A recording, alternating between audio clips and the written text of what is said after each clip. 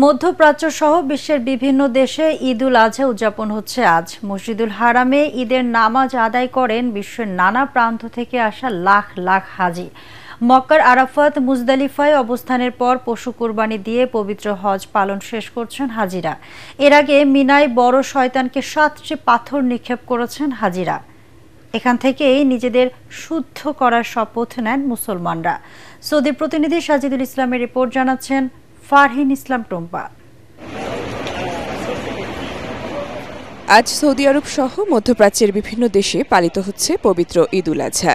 প্রতিবারের মতো এবারও বিশ্বের সর্ববৃহৎ ঈদের জামাত অনুষ্ঠিত হয় মক্কার পবিত্র কাবা ঘরে।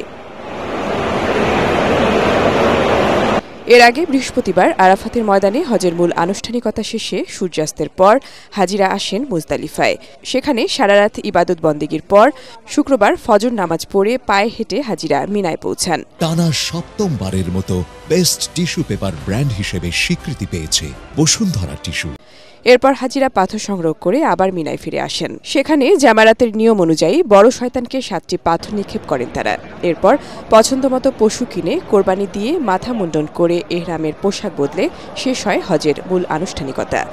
এরপর আবার পবিত্র মক্কায় ফিরে তাওয়াফ সারবেন হাজিরা।